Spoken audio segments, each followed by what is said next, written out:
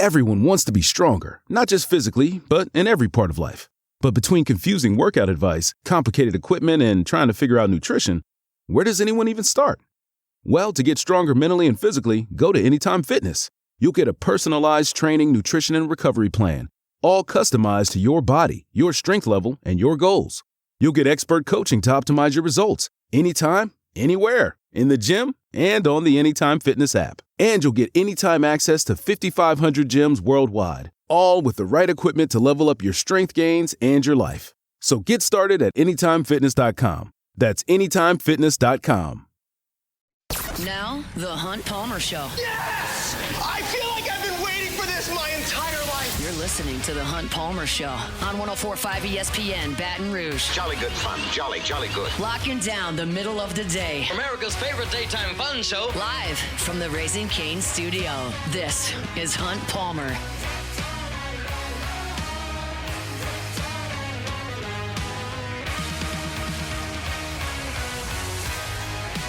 Welcome in. Hunt Palmer coming to you from the Raising Cane studio downtown in the capital city on this Monday. Hope your work week's off to a good start. Jordan Kitchens, Cassie Spazzali back there on the ones and twos. We're here for the next couple of hours. Dr. Jeremy Burnham from Oxnard will be with us in 45 minutes. And in hour number 2, Denton Day. We'll jump along to talk all things national college football. Had a coach firing down there in Gainesville. So we'll get the latest from Denton as well at 90 minutes from right now. Lots and lots to cover. Saints get beat up in Chicago, and certainly LSU comes up short in Nashville. That's where we'll start with our Genesis opening drive. It's time for Hunt's Opening Drive, presented by Genesis of Baton Rouge. Well, I spent last week telling you about how Vanderbilt statistics were fraudulent, doing it against terrible teams. This is not a terrible defense they were facing, and I thought LSU would go up there and handle business. I was wrong.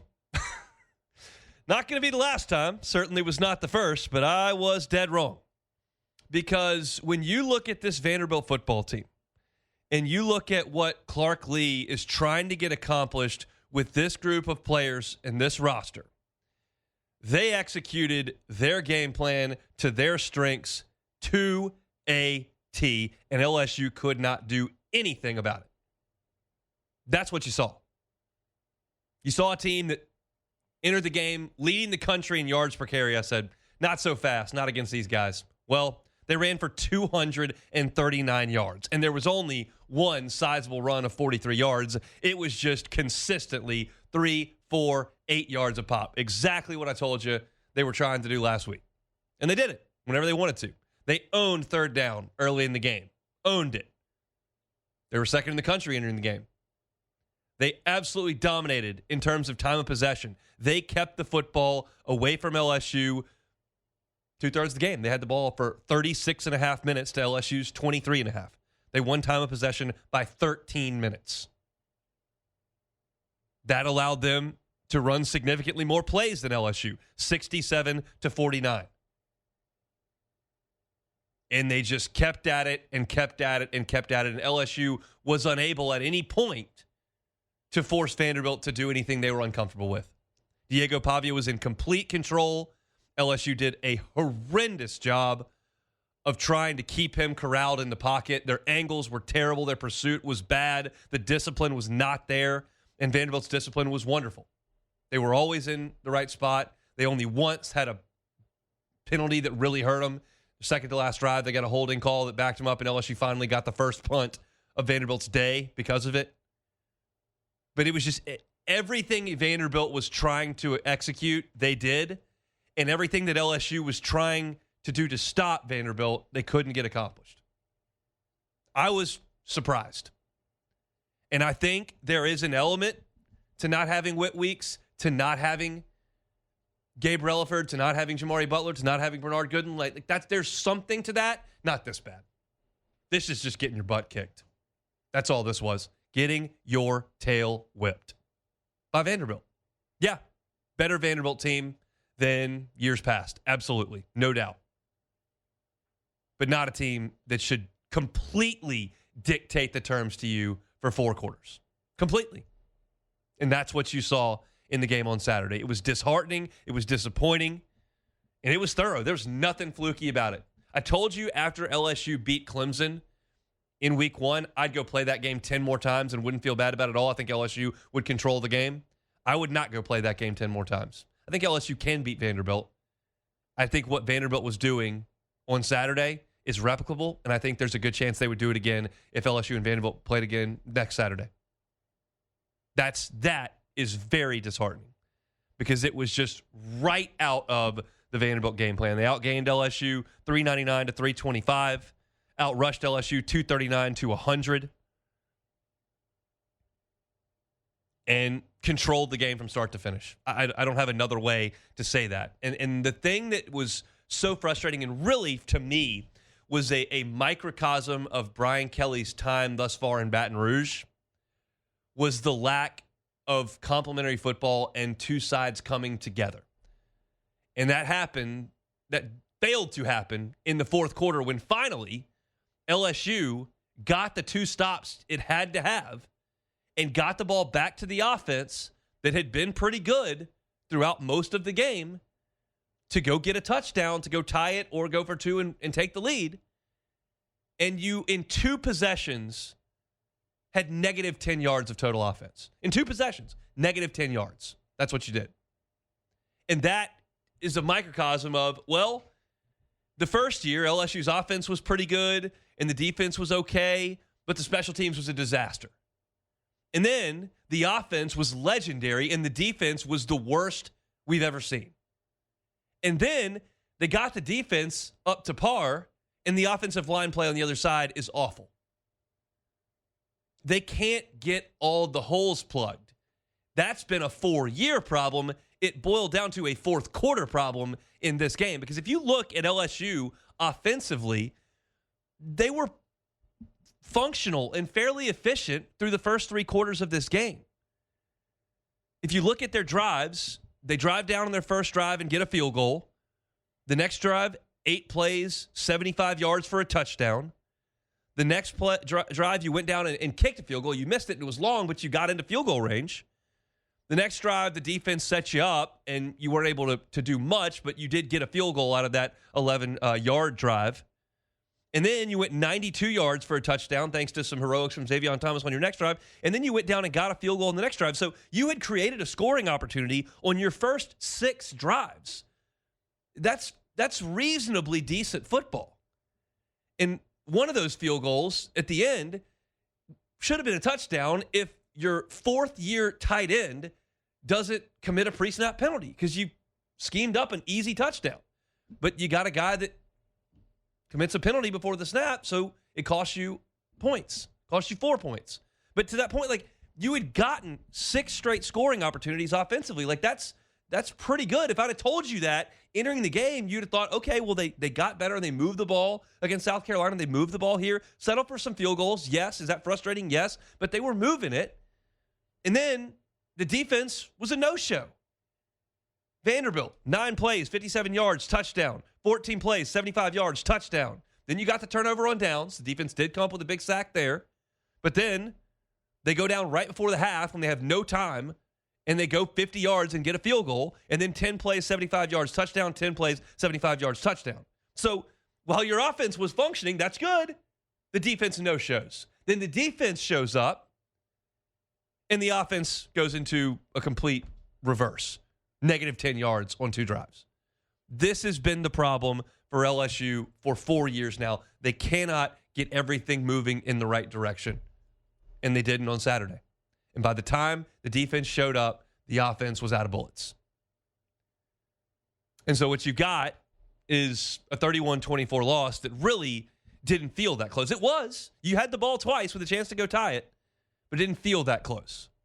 And Vanderbilt scored 31 points in this game and slid at the 1-yard line to finish things. Not too big a stretch to suggest that Vanderbilt probably should have scored 38 points in this game. We'll talk about that in the next segment. But this is a disheartening, disappointing loss, and one that you can't explain away by flukes. This is an analogy that I used in the postgame, and I've told you this many times. Like, sometimes my Monday shows sound different than my 28 minutes after the game end show. You have 2 sleeps and Sometimes emotions cool off and shows are different, whether it's positive or negative. I still feel exactly the same way I did on Saturday afternoon. Like, and I'll use other sports to bring this analogy together. Like, if you're playing a team in basketball is really physical and really tough and a great defensive team, and they throw in 16 threes on you, like, you're not going to win that game. It's frustrating, but, like, you can't have predicted that. If you're playing a baseball team that is a bunch of slap hitters, plays good defense, and they run 3 balls out of the yard on you for 2 3-run homers and a 2-run shot, like, that's not something you could have anticipated, something you could have game planned for, just kind of a fluky thing. But when you get beat like this, when you got on the plane to fly to Nashville, everything Vanderbilt was going to try to accomplish in this game, and they just straight do it to you and dictate that turn, like, that is really difficult to swallow. That is the most frustrating way to lose a football game. You get something fluky like those 2 scenarios and hypotheticals I mentioned, that is disheartening, but it happens. Like, this was just getting your butt kicked, and I don't have another way to say that. The offense showed some signs of life and wilted when you needed it, and the defense just could not figure out how to stop this Vanderbilt offense. And it is pretty stunning because this is the same quarterback and the same coordinator from last year, and you really did a good job against them inside Tiger Stadium. This is the same group that scored 14 points in Tuscaloosa. Yes, the 2 red zone turnovers, but 14 points is 14 points. That's what they scored. And they went up and down the field on you like you weren't even there. That is not something that I figured we'd see when I made my pick on Friday for this game. But hey, I looked really, really foolish, looked really, really dumb, and LSU kind of did too on Saturday in Music City. As Brian Kelly mentioned in his press conference today, like, you had half the stadium there. It's not even like you could call that like a road game. Not even a road game. It was more like a bowl game. You had half the stadium. And Vanderbilt just schooled you for 4 quarters in Nashville. Tigers lose 31-24. I want to talk about this defense because that's a concerning thing to watch Vanderbilt do what they did to LSU. What does it mean for this unit moving forward? We'll talk about that when we come back. The Hunt Palmer Show. Swing Easy Golf Club in Baton Rouge. SwingEasyGCBR.com is the website. If you want to get your mind off football, maybe put your focus on golf, you can do that at Swing Easy Golf Club. It's a great place to work on your game. You get an individual bay where you can turn that driving range function on the simulator, and you can see the trajectory of your shots. You can see the carry distance of your shots. You can see the ball speed. They've got a great slow-motion impact camera that shows where you're impacting the ball in your club face. That was a big help to me when I was at Swing Easy Golf Club to see when I hit those big snap hooks that I'm catching the ball on the heel of the club. Stand a little bit further away from it. Just focus on maybe doing that, and it's something that you wouldn't get just from hitting balls on the driving range. You don't have to worry about scuffed up golf balls. You don't have to worry about the rain or the heat or the early darkness. You don't have to worry about whether or not there's grass on the driving range. This is a great place to work on your game. It's on Segan at Perkins. It's Swing Easy Golf Club in Baton Rouge. Online at swingeasygcbr.com. You're listening to The Hunt Palmer Show on 104.5 ESPN, Baton Rouge.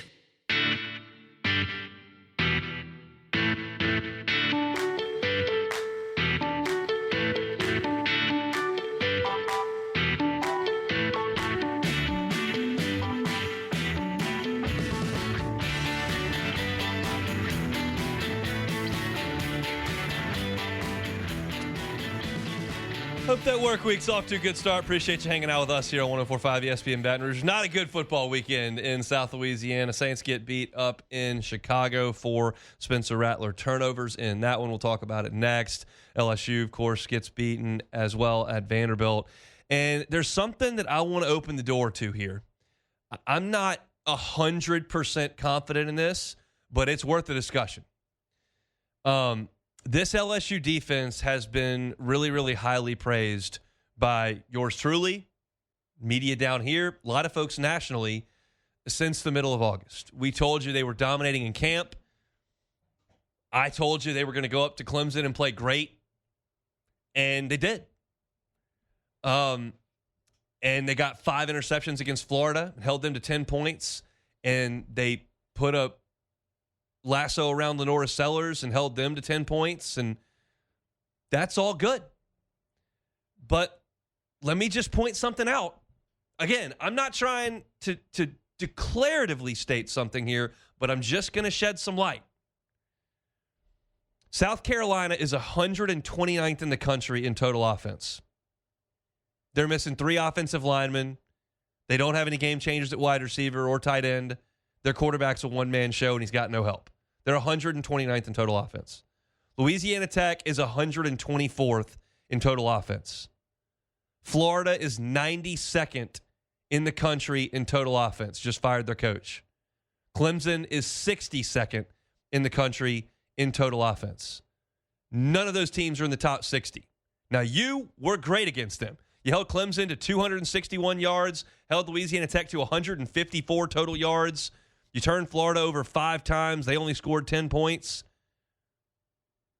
South Carolina had 317 yards and 10 points. You were great against them. But you've only played 2 teams in the top 60 in offense. Ole Miss is 8th and Vanderbilt is 25th. What did Ole Miss do? Well, Ole Miss had 480 yards of total offense and scored 24 points with you getting a turnover at the 4-yard line.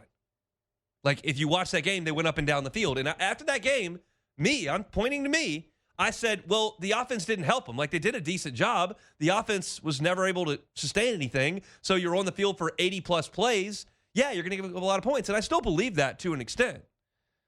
But then you go play a second team that's in the top 25 in the country in total offense, and Vanderbilt goes for 400 yards and really should have scored 38 points. Do we need to start questioning whether or not this is a great defense? I can ask the question. I don't know the answer. I want to be clear. I'm not getting on here and going, this defense is not very good, y'all. And I do, absolutely. I mentioned it in the first segment. I'm aware that Whit Weeks didn't play. I'm aware that Gabe Relaford and Jamari Butler didn't play at end. I'm aware that your best defensive tackle wasn't out there. I got all that. That matters. I know that there's a football mentality, hey, next man up, and I know that I sat here, again, I sat here and said in August, they can withstand some injuries. They've built amazing depth. But when you start to pick away at 5 starters out of the 11-man unit, it starts to add up. And I believe that LSU has a good defense. But I'm not as convicted in that statement as I sit here today as I was when I left this chair on Friday. Because you have only played 2 offenses with a pulse. And they have moved the ball up and down the field for a lot of those 2 games. And you've lost both. So I just think it's worth giving some discussion to. It's a talk show. We got a long way before LSU plays Texas A&M in 5 days. And I just feel like, having watched Vanderbilt and watched Ole Miss, you watched 2 offenses that really felt like they were in control of those games against LSU's defense. There are some really good pieces to the defense. Mansour Delane is the best player on the team. He is an elite cover man. Vanderbilt did not go at him. He only had 2 targets. Neither were caught. He's great. A.J. Halsey is flying all over the field. That guy can really play. He's a really good safety. But I also watched Diego Pavia drop back, and I don't see a lot of pass rush. And then when you did get home on some blitzes, you couldn't get him on the ground. And Brian Kelly mentioned that multiple times in his press conference early today. But to me, I think you went to the transfer portal to go get some guys to rush the passer. And I don't see LSU winning off the edge ever. And I look at the sack numbers, and I'm looking at a group that doesn't have a single player other than Harold Perkins, and then some garbage time sacks from Damian Shanklin against Louisiana Tech that has multiple sacks. I'm looking at the edge, and I'm seeing Patrick Payton, 1 sack on the season. I'm looking at Jack Pyburn, 1.5 sacks.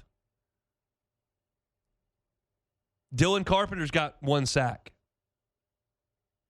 I'm looking at Ahmad Bro, no sacks. Looking at guys that are on the field a lot. These aren't little used players. And you don't have anybody that's got like 5 or 6 sacks. That's a problem. I'm looking at a defensive front that had a hard time stopping Vanderbilt from getting 5 and 6 yards a pop on the ground. I just don't think that's all Whit Weeks. Now, there's Gooden as well, but like, you had Jacoby and Guillory out there. You had Dominic McKinley out there. You had Ahmad Bro out there. You had Patrick Payton out there. You had Jack Pyburn out there. You had Devon Keys, West Weeks. Like, I didn't name a single freshman in that group that was like thrust into action. Like Buddy Mathis is having to play, yeah. But he's 4th on the depth chart at defensive tackle right now with Gooden out. You've got guys that you spent a lot of money on, guys that have been playing a lot, and I just don't see a dominant effort on Saturday. So the question is like, okay, well, what's your take here? Like, what are you trying to get? What are you trying to say? And I think what I'm trying to say is that this unit is good enough to overwhelm bad offenses. And guess what? Texas A&M, not a bad offense. Alabama, not a bad offense. Arkansas, not a bad offense. Oklahoma, not a bad offense. I can't tell you what Western Kentucky's got. I can look it up, but I don't care because that game doesn't matter. But if you look at what's left on this schedule, Arkansas is 4th in the country in total offense. You play them. Texas A&M is 17th in the country in total offense. You play them. Alabama's 43rd. You play them. These are all in the conversation with Ole Miss and Vanderbilt and are not in the conversation with South Carolina and Florida. So the backbone of your team, I know everybody wants to talk about offense, and we're going to talk about offense. Trust me. We're going to talk about it. Got a 2-hour show here. But the backbone of this team is the defense, and I thought it was put in an unfair position against Ole Miss and was okay, was not put in an unfair position against Vanderbilt. You were out there, your offense was scoring some points, and you couldn't get stops. I don't know how else to explain that. I gave you the drives chart in the first segment. Touchdown, touchdown, turnover on downs, field goal right before the half that maybe could have been a touchdown, touchdown, touchdown. That's the first 6 drives of the game. 4 touchdowns, a field goal that was forced by the clock, not the defense, and a turnover on downs. That's just not good enough. And I felt, I'm pointing at myself here, I felt this defense was championship level good. If I sat here right now and told you that, I think I'd be lying to you. I think it's good. I think it will get healthier. I think they can win games with this defense. I think they were propped up a little bit by just atrocious offensive play that they played in some of these games. I don't think I can sit here. I mean, I picked Vanderbilt to score, I think, 14 points in this game. They should have scored 38. I just completely whiffed on that. And you look at Texas A&M, like LSU's not holding Texas A&M to 13, 17 points. They're not holding Arkansas to that. Arkansas is a bad team. It's a good offense. They can't stop anybody at all. But they move the ball on everybody. They just don't ever win. Bama's got a really good passing game. Jam Miller's healthy. He looks good. And look, John Mateer in Oklahoma played a little bit better offensively at South Carolina over the weekend. So the defense has got to get healthier, and they got to play a lot better. We're going to get to offense. Brian Kelly talked about the tackle position. He talked about offensive execution in the red zone. There were a lot of things that came up at the press conference today, but I wanted to bring up the defense because right now I've got my concerns. And I was really confident in this group 72 hours ago. I just don't. That didn't carry over. That was a stunning performance for me to sit there and watch on Saturday. Stunning. I don't know how you felt about it, but it was stunning to me. All right, let's look at LSU's defense. We will step aside. When we come back, let's talk about the Saints. We'll do that next. The Hunt Palmer Show. Genesis of Baton Rouge. GenesisofBatonRouge.com is that website. Every car that's on the lot is online at GenesisofBatonRouge.com. We live in a delivery society. You want a burger? Get it DoorDashed. You want toiletries? You get them sent to your house. You want a car? You get that sent to your house too. You can test drive it and have it delivered to you when you purchase it. Never set foot on the lot. I know a lot of folks don't love the experience of going to a car lot. I get that. Genesis of Baton Rouge would love to have you, and they'll treat you wonderfully when you do go. But if you don't want to, they can come to you. They can give you that test drive from work or at the house. And if you decide that's the car you want to get into, then they can have it delivered to you. E-contracts, you never set foot on the lot. It's all about convenience for Genesis. It's a luxury brand at a reasonable price. It's Genesis of Baton Rouge. Find that entire inventory online at genesisofbatonrouge.com. This is the Hunt Palmer Show on 104.5 ESPN, Baton Rouge.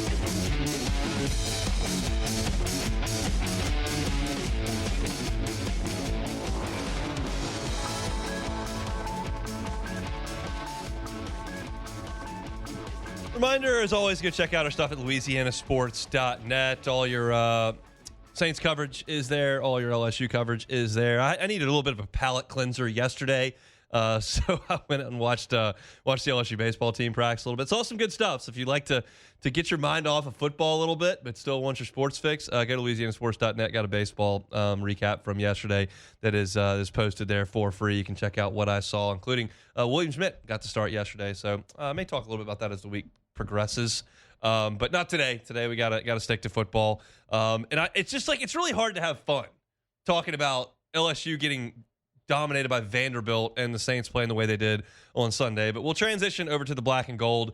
Man, a lot of talk over the week about revenge spot, and I use air quotes for Saints against Dennis Allen, for Kendre Miller.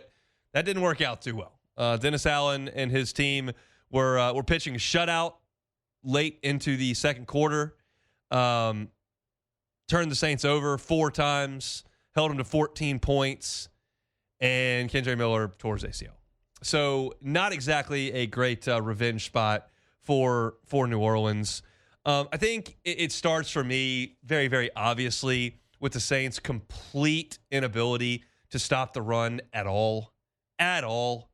The Bears ran it 40 times for 222 yards on 5.6 yards per carry, pair of touchdowns. It just felt like time after time after time, Caleb Williams would hand the ball off, and DeAndre Smith and Kyle Monungai were getting 8 yards down the field before anybody even provided any resistance.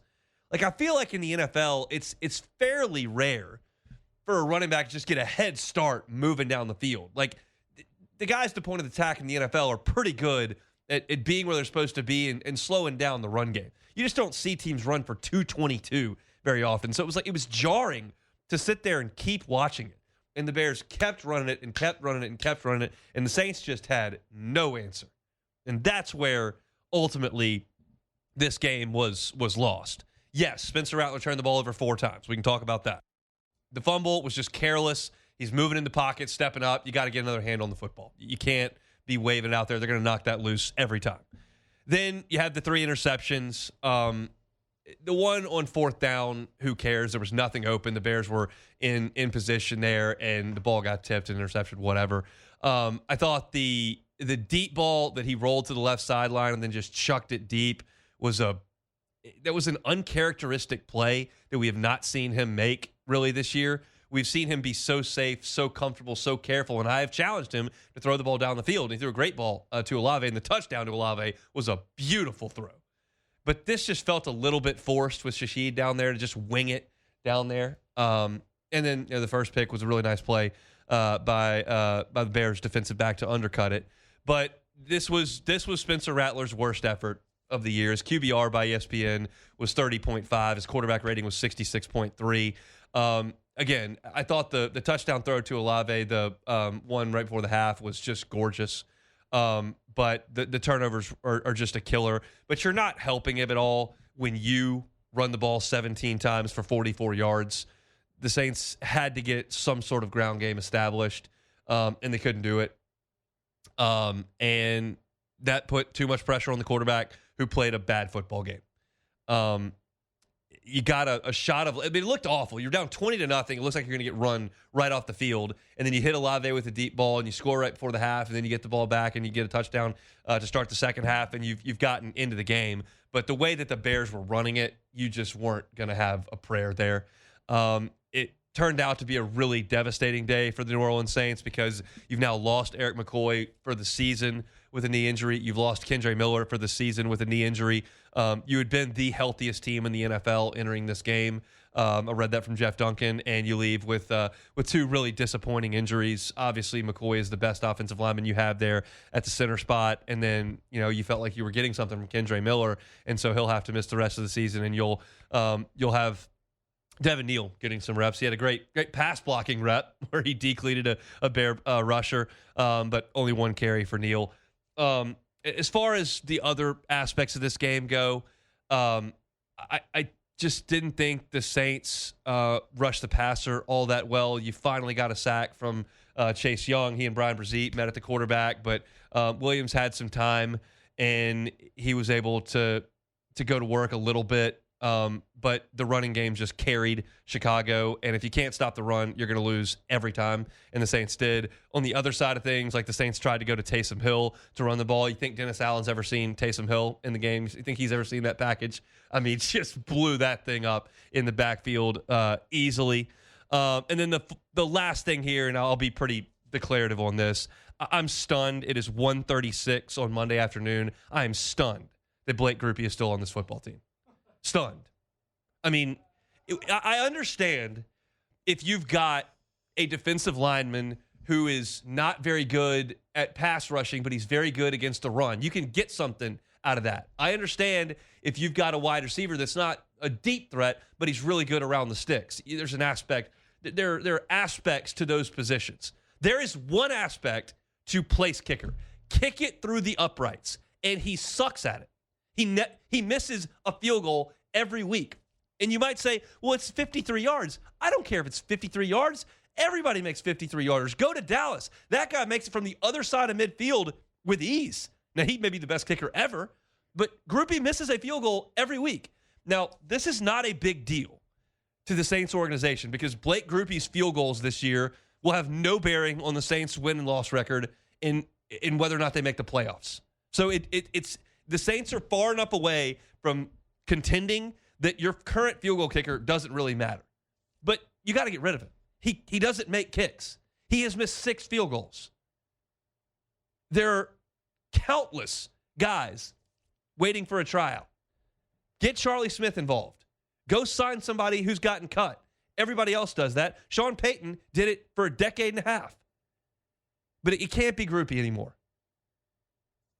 Again, it's not a big deal, because it's a big deal for a playoff team, because those are wins and losses that you could be leaving out there. And good teams play a lot of close games that come down to kicks. The Saints aren't good. They don't play a lot of close games. They don't come down to kicks. It doesn't matter. But I've seen enough. Move on. Got to do it. Now, as far as Olave goes, that's the last thing on my note sheet. 5 catches, 98 yards, and the 2 touchdowns, his first multi-touchdown game. Does that change my opinion on whether or not the Saints need to engage in extension talks? Not really. Not really. I still think he's an asset that if you could get something for him, I wouldn't mind at all in the next 2 weeks trading him. If you can negotiate a reasonable price for him with an understanding he is not a number 1 wide receiver in the NFL, then I'm okay keeping him around. He's fairly young, and he'd be a solid 2. He'd be a really good 3. He's not a 1. So, as is the case with all of these negotiations, it's a matter of what the price tag is and whether or not you want to pay it. And I have no idea what they're talking about in terms of dollars and cents, so I can't accurately give a take on whether or not it's a quality discussion to have. But Sunday does nothing to me to sway me one way or another. I still think he is a league number 2 who should be paid that way. And if he's paid that way, then I'm okay with it. If he's paid significantly more than that because he's a first-round pick and he's technically your number 1 receiver on this team, no thanks. Not because he had 2 touchdowns against the Bears. The Saints fall to 1-6, 0-3 away from home. I foolishly picked them to win the game back on Friday. That was a bad decision on my part. That will not be happening, I don't think, moving forward very much.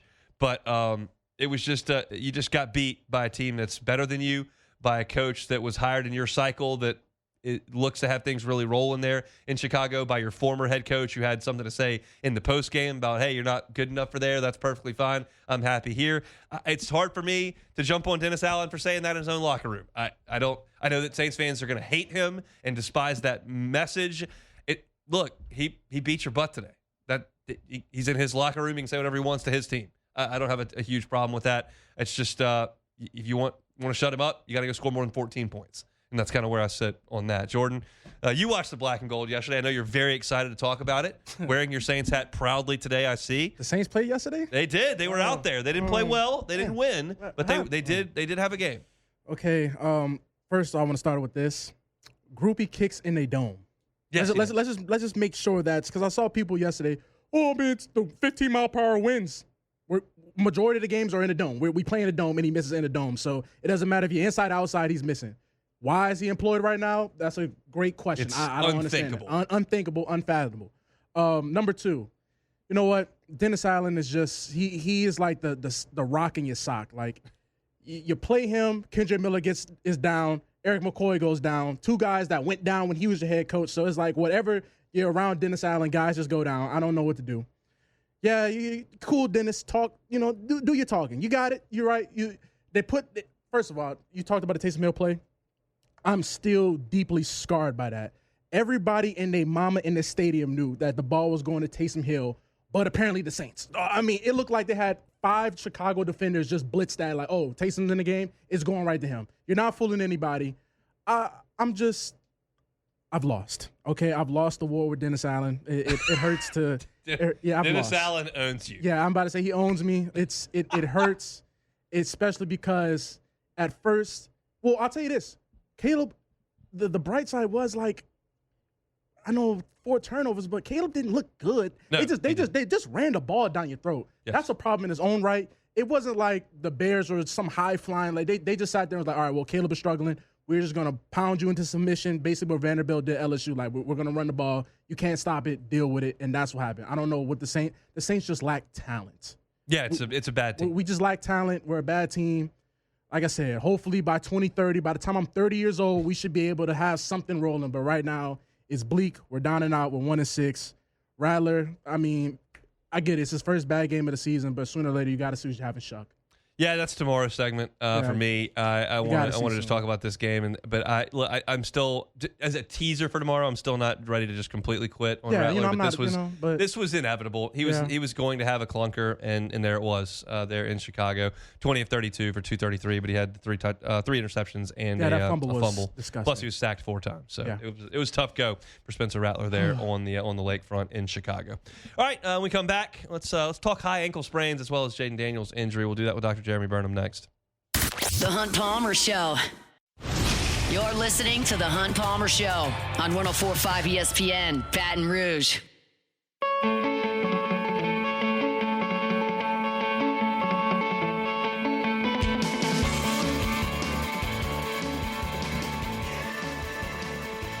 Closing up hour number 1 here on this Monday. Got word from Brian Kelly earlier today that Tyree Adams is going to miss the game on Saturday against Texas A&M. He didn't give the specifics of the injury, but it feels like high ankle sprain is very likely there for Tyree Adams. I know that Braylon Moore suffered one of those early in the season. It took him a couple weeks to get back. And so LSU going to be without its starting left tackle coming up on Saturday against Texas A&M. Let's talk some injuries. It's time for Sports Health, presented by Ochsner Andrews Orthopedics and Sports Medicine Institute. And for that, we bring on Dr. Jeremy Burnham. Dr. Burnham, thanks for the time. How are you? Hey, I'm good. Good afternoon. Good afternoon. Let's talk high ankle sprains. It's something that we hear about all the time, and it's obviously thought of as more severe than your standard ankle sprain. Can you kind of give us the difference in the two?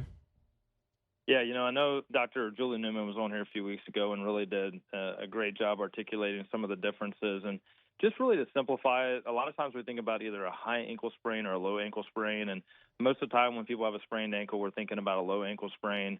A lot of times they don't really have to miss very much time. But whenever we're talking about a high ankle sprain, that's a different situation. Some high ankle sprains are minimal. You may be out 2 or 3 weeks. Some of them may be 10, 12 weeks, and some of them need surgery. And so there's a big variety. But every time we're evaluating the ankle, one of the things we're trying to do is differentiate between a low ankle sprain and a high ankle sprain. So bone bruise is another word that came up last week. Obviously, it sounds extremely painful. Is that something that y'all see a good bit of? And what can you kind of tell us about that? Yeah, I think as MRIs and imaging and technology has gotten better, we're starting to see more and more of these things that, maybe you didn't see on an X-ray before, or maybe some of the early MRIs weren't as good as showing it. So now not only can we see the ligaments and the tendons and the cartilage, but we can see the bone. And a lot of times when you have an injury or an impact, you will see some bruising in the bone. Some people think that when we see that bruising, it's actually kind of fracturing on a microscopic scale. And most of the time that's something that'll resolve on its own, but you have to unload the joint a little bit, take some of the weight off of it, and then just give the body time to heal it. Yeah, rest obviously is a big deal, and LSU could potentially be without a couple members of that defense moving forward on Saturday as well. Some of the stuff that we've talked about with you as far as preventative measures that y'all are studying and looking into is fascinating, and I know that the ACL is something that y'all look at a lot yourself personally. What can you tell us that y'all have found recently? Well, gosh, we talk about ACL injuries a lot. Every week it seems like we're seeing more and more of them. It's really become an epidemic. I've probably shared with you before that female athletes have a 8-time higher risk of ACL tear than male athletes. And with increased year-round sports participation, we're seeing a lot of it. And as you know, when somebody tears their ACL, a lot of times they need surgery for that, and then they may be out of sports 9 to 12 months. And so our goal is to really figure out any way we can to prevent those injuries from happening at all. We've utilized a lot of different technology. We're doing a pretty cool thing now with a group, Nexus, Louisiana, where we are having a competition to see amongst engineering students all around the state, can they help us come up with some technology to help identify people that are at risk for ACL tears. And so we're going to be judging that contest in a couple of weeks. There's a monetary prize associated with that. We've got people involved from all over the state. Really, really excited about that. Our team just got recognized for the Game Changer Award with the Arthritis Foundation for some of the injury prevention research that we're doing. So, look, I think Baton Rouge could be a hub of sports medicine research nationally. We have a lot of great resources here. We have a lot of great sports going on, and so we're doing everything we can to try to make an impact and try to cut back on the injury rate. That's incredibly cool, and is very, very hopeful that y'all can make some progress there and into seeing who could be potentially at risk. The last thing here, and I don't know how much information, if any, you have on this, but we're watching yesterday, Jaden Daniels went down and left that game. Obviously disappointing, especially considering that Joe Burrow is out for a significant amount of time. It looks like potentially a hamstring deal, and it was a really awkward play if for those that saw it. Did you read anything about that or see anything about what the prognosis may be for him? Yeah, I've watched that video a few times, and his knee actually was bent quite a bit, and his foot was planted. And, of course, you're always thinking about the ligaments, but specifically also meniscus as well. It seems like from the reports over the last 24 hours, they're saying it's a hamstring injury. A lot of times we think about the hamstring as mostly being in the back of the thigh, but it actually comes down and attaches on both sides of the knee. And so it is possible that he strained the tendon there. I've seen estimates 2 to 3 weeks. I think it just depends on the severity of the injury and what it turns out to be. It was a situation where he didn't have some of his weapons, and I think he was probably trying to do a little bit more on his own, and so put him in a tough situation. Sure did, and Dallas is scoring a lot, so you're trying to keep up. Hopefully Jaden back sooner rather than later. Dr. Burnham, we appreciate some time. Thanks. Great talking to you, Hunt. Have a good one. You too. He is Dr. Jeremy Burnham with Ochsner. That is Sports Health, presented by Ochsner, Andrews Orthopedics, and Sports Medicine Institute. I sent out a tongue-in-cheek tweet yesterday, but between Malik goes down, Joe goes down, Jaden goes down, LSU's 5-2 and lost to Vanderbilt. The Saints can't get out of their own way. They're a mess. It's just there aren't great vibes right now, Jordan. I'm disheartened by this football season right now. I mean, there's no light, and it's like usually there's a light at the end of the tunnel. What is the light at the end of the tunnel? Baseball season. You just I stuck. watched him at the box yesterday. Yeah. It was great. Saw some home runs. Got Zach York going deep. That was good. William Schmidt up to 98 miles an hour. That was good to see. Baseball season is the light at the end of the tunnel. That's what they tell me. And that's cool. but we're in October right now. We have Are the Pelicans the light at the end of the tunnel? We're trying to keep it positive right now. We're trying to be positive. We don't need no type of negativity. The vibes stink. Yeah, I'll be honest. I listened to the boys on Off the Bench this morning. The vibes were down. The vibes were down. Like, there's no doubt. Those are two of the happiest dudes I know generally on the radio, and they were just bummed. Like, they were bummed. You just watched Diego Pavia hit the Heisman on you. That's tough. When you have Vanderbilt's quarterback hitting the Heisman and the Vanderbilt PA announcer playing Colin Baton Rouge postgame, like, you're down bad. You're down bad at this point, and that's where LSU sits currently right now. So it's a tough scene. It really is. And to add on to the toughness of the scene, we now have to talk about my picks against the spread from Friday, which, to no one's surprise, were atrocious. I had another awful week. We will break some of that down and talk some SEC football after we pause for national headlines on SportsCenter. If you missed any of the first hour, catch it on demand wherever you find your sound. You can just search Hunt Palmer Show. All of our full shows are there wherever you get your podcasts, also on YouTube as well. We've got our team-specific channels as well, Hunt on LSU, all your LSU content, Hunt on Saints, all your Saints content. So subscribe to those channels. Appreciate y'all for helping those grow the way that they have. It's been awesome, and certainly you can find our stuff on LouisianaSports.net as well. Open the show with 30 straight minutes talking LSU and Vanderbilt. I talked about the LSU's inability to get Vanderbilt out of rhythm. And then I questioned LSU's defense because I feel like it deserves a little bit of questioning at this point. You can catch that on demand. And then we recap the Saints loss at 1:30 before our conversation with Dr. Burnham. Got Denton Day coming up in 35 minutes, and we'll also talk some more LSU. What do they do on the offensive line now with their left tackle out? We'll do that after national headlines. It's the Monday edition of the Hunt Palmer Show. The Hunt Palmer Show.